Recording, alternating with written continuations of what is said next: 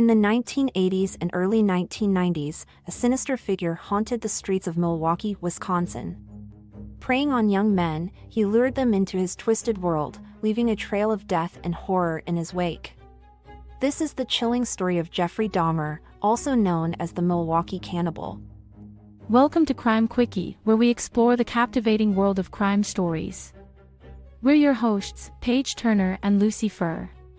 In today's episode, we will take a look at the chilling case of Jeffrey Dahmer, a notorious serial killer who brutally murdered 17 young men and committed unspeakable acts. Join us as we delve into the dark world of one of America's most infamous criminals. Jeffrey Lionel Dahmer was born on May 21, 1960 in Milwaukee, Wisconsin. Dahmer's childhood was relatively unremarkable, with no obvious signs of the horrors that were to come. His parents, Lionel and Joyce Dahmer, described their son as a shy and introverted child. However, as he grew older, they began to notice some troubling behaviors, such as an unhealthy fascination with dead animals and a growing sense of isolation. After his parents' divorce when he was 14, Dahmer's life took a downward spiral. He started to drink heavily and his interest in death and dissection intensified. It was during these turbulent teenage years that Dahmer committed his first murder at just 18 years old. This marked the beginning of a horrifying killing spree that would last over a decade and claim the lives of 17 young men. Jeffrey Dahmer's killing spree began in 1978 when he picked up a hitchhiker named Stephen Hicks. Dahmer lured Hicks back to his home with the promise of alcohol and company. However, when Hicks tried to leave, Dahmer panicked and bludgeoned him to death with a barbell. He then dismembered the body and disposed of the remains in the woods near his home. Over the years that followed, Dahmer continued to prey on young men, mostly in the Milwaukee area. He targeted vulnerable individuals, such as drifters, runaways, and those he believed would not be missed. Dahmer's modus operandi involved luring his victims to his home, where he would drug, strangle, and dismember them. The grisly details of his crimes revealed a chilling pattern. Dahmer would often keep souvenirs of his victims, such as skulls and bones, and engaged in acts of necrophilia and cannibalism.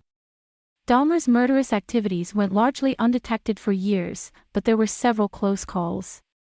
In one chilling incident in 1991, a 14-year-old boy named Conrad Synthesumphone escaped from Dahmer's apartment, only to be returned to him by police officers who believed the two were involved in a domestic dispute. Tragically, Synthesumphone became Dahmer's next victim. As the body count grew, so did Dahmer's boldness and depravity. He began taking photographs of his victims at various stages of the murder process, as well as experimenting with chemicals and other methods in an attempt to create zombie-like sex slaves. Despite his cunning and calculated methods, Jeffrey Dahmer's reign of terror finally came to an end on July 22, 1991. His downfall began when a potential victim, Tracy Edwards, managed to escape from Dahmer's apartment. Edwards flagged down a police car and led officers back to the scene of the crime. What they discovered in Dahmer's apartment was a horrifying collection of evidence, including human remains, photographs, and tools used in his murders. As the gruesome details of Dahmer's crimes emerged, the public struggled to comprehend the extent of his depravity.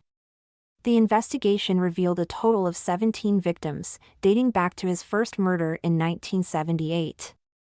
Dahmer's trial began in January 1992, and he initially pleaded not guilty by reason of insanity. However, despite the horrific nature of his crimes and the testimony of mental health experts, the jury ultimately found Dahmer sane and guilty of 15 counts of murder.